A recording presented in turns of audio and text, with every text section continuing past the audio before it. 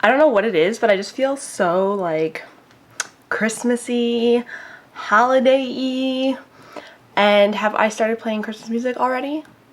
Heck yes. Do I think it's a little ridiculous? Heck yes. Do I care? Hell no. Hey, what's up everybody? It's Amaya. So in today's video, we're gonna be doing something a little fun, a little sassy, a little salty. We are going to be roasting holiday makeup releases. Just a disclaimer, of course, these are just my opinions. If you have a different opinion, that is completely fine. Makeup is super subjective and everybody has a different opinion. Everyone likes different things, and that's the beauty of the world. Some people don't seem to understand that right now, that people can have different opinions. So you can have whatever opinion you want on this video. I promise I won't delete your comment. But anyways, yeah, we're just gonna be going through some releases from Sephora, Ulta, kind of a little bit of everything here, and talking about them and why they kind of suck. So yeah, without further ado, let's just get right into it. All right, so look at me. I shuffled over this way. I always forget to do that, I know. Here we are. Okay, so the first thing I want to talk about is something that just, I can't believe that these still exist and that these are still in production. And these are the giant Caboodle makeup sets. And it's just like crappy kids makeup, but they don't sell it at a price that crappy kids makeup would normally be sold at. I understand the purpose of these makeup kits, especially working at Ulta now. I see a lot of people come in looking for stuff for their younger daughters or their younger children, something that's affordable but not filled with like asbestos, you know? And so I understand the point of these, but the fact that there are so many of them, they are so big and it's like more is more, you know? And I just hate them. I know that's terrible and I know they serve a purpose, but I just irrationally hate these. I just look at them and I'm like, oh my God, it's gonna be chalky and powdery. It's probably gonna have like that makeup-y smell. Ooh, don't like these. Okay, so next thing that I just irrationally hate that makeup brands come out with are ornaments. But the ornament is a makeup product. Anastasia did this year, Sugar Bear Hair did it, and a bunch of other brands do this stuff where they package the product so you can hang it on your tree. And I'm just like, who hangs this on their tree? Because I have never gone over to anybody's house and seen a makeup product hung on a tree like an ornament. What do you do with it? Because technically that's an ornament that you can only use once, because you're gonna wanna use the product unless you don't wanna use the product, which doesn't make sense because you're just paying an obnoxious amount for a tube to hang on your Christmas tree, but whatever. But like these Sugar Bear Hair vitamins, this is an ornament with a 5-day supply of Sugar Bear Hair gummies inside it. For 5 days worth, 5 days worth of gummies, you are paying $10. I mean, does that not sound ridiculous? Like, I don't understand, because at first you look at it and you're like, oh, $10, okay, whatever, for an ornament. But then you look at the fact that it's gummies and they want you to use them and take them, and like, this is like the biggest ripoff ever, because you know that there are people out there that are buying these. Otherwise they wouldn't exist. And I don't understand it. I do not understand it at all. I don't get this whole premise of hanging your makeup products on your tree. I don't know where this started. I don't know why it started. It does not make any sense to me. And again, I just feel like there's such big ripoffs because you're paying a lot of money for this packaging and then the product's just a mini. All right, so let's just take a minute to talk about Too Faced, okay? Because Too Faced has to be in every single roasting holiday makeup videos because they are just notorious for doing it. And at this point, I think that they do it on purpose because they get so much hype and so much attention from doing it that if they actually put out a good collection, I don't think it would get as much attention. So first we have the Enchanted Wonderland makeup set, which comes with 3 different palettes, which have these cutesy little animals on them. I know people were hating on the animal theme, but I actually don't think it's terrible because, again, you have to remember that this is the holiday season, not just the Christmas season. So I think by incorporating the woodland animals, it kind of makes it less Christmassy and more just like winter, wonderland, holiday-y, and it kind of makes it more inclusive as a whole, which I think is really nice. But honestly, these 3 palettes are just the same thing that Too Faced puts out every single year. They always put out these little palettes that have some eyeshadows and then like a blush or a bronzer or a highlighter or whatever. They put out the same thing every year, and they're usually the same kind of color stories, maybe a little bit different, but nothing so drastic that you need to get them every year. I know some people probably collect these year to year, which is totally fine, but if you're looking at this as something that you actually want to buy and use and not just collect, I would take a good hard look at your collection and then at these and think about if you actually need them, because these are notorious for being bad quality. There is also the Enchanted Forest makeup set, which is basically just a giant palette with some blushes, bronzer, highlighter, and a bunch of eyeshadows that are just kind of a random warm color scheme. This looks like the Pumpkin Spice palette, just put in a different format. Okay, and then I have not seen a lot of people talk about this, but the Too Faced Cinnamon Bear makeup set. So I know that there are people that like these like cinnamon gummies or cinnamon candies in general, but I feel like it's a very, very, very small and specific market, and I don't understand why they went for this. If anything, if they're gonna release something cinnamon bear themed, wouldn't it be Valentine's Day? Just saying, like, it's a little red bear holding a heart. Isn't that Valentine's Day? Like, I mean, the palette by itself, not terrible. Pretty, kind of a red, pinky color scheme. Fine, but it's $39 and you get a lipstick, a bag, and a palette. 40 bucks. I don't know, you guys. I just don't understand why you would go for one set of things being very woodland, forest creature-esque, and then cinnamon bear. Like, I feel like there's two groups at Too Faced coming up with ideas, and then they did not communicate, and then they just launched them at the same time, and we were like, oh, whoops. Okay, so this next thing that I want to talk about is not necessarily, I feel like, a very holiday themed release, but it is technically a holiday release. This is the KVD Vegan Beauty Edge of Reality Full Recyclable Eyeshadow Palette. So first, the thing that they say, fully recyclable, cool. I think that's an awesome concept. But I have actually seen this in the store, and every single shade has some sort of glitter in it, and it drives me nuts. Honestly, this looks very cheaply made in person. Online doesn't look too bad, but in person looks very cheaply made.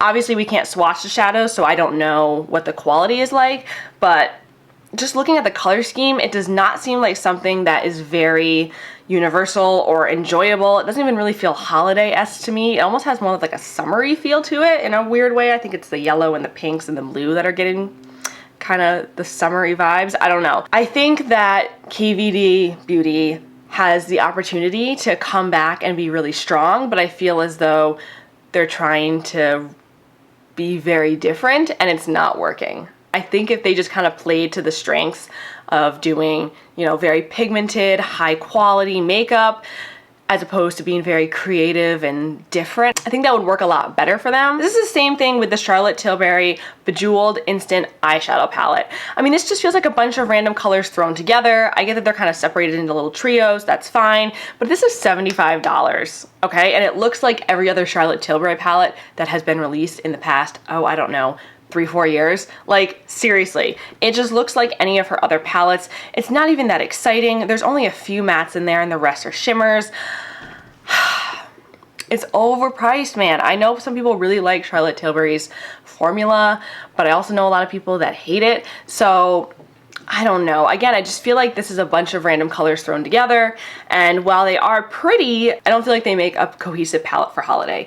Also, the fact that this is named Bejeweled kind of confuses me because these are not jewel tones in any sense of the word at all. If you're thinking bejeweled and jewel tones, I'd think deep ruby reds and maybe some emeralds and some sapphires, you know, deep, dark, juicy tones.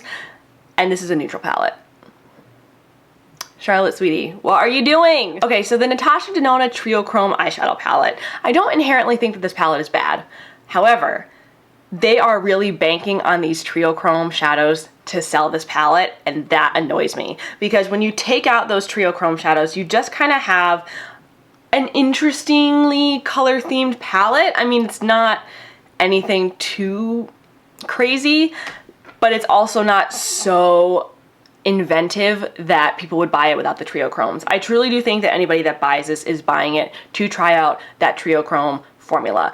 And you could honestly just buy some eyeshadows from an indie brand and do the same thing. I don't know. The $129 price point just really rubs me the wrong way. Again, I'm not gonna say that the color story is terrible, but in all reality, the main selling point of this palette is the Trio Chromes. And I feel like holiday palettes will do this. They'll put like one interesting thing, like a super glittery shadow or something in the palette, and then just kind of do whatever with the rest of it and bank on that one shadow or those few shades to sell the actual palette. And Natasha Denona definitely did this with this palette, and I just, I don't like it. Huda Beauty Naughty Nude palette. Okay.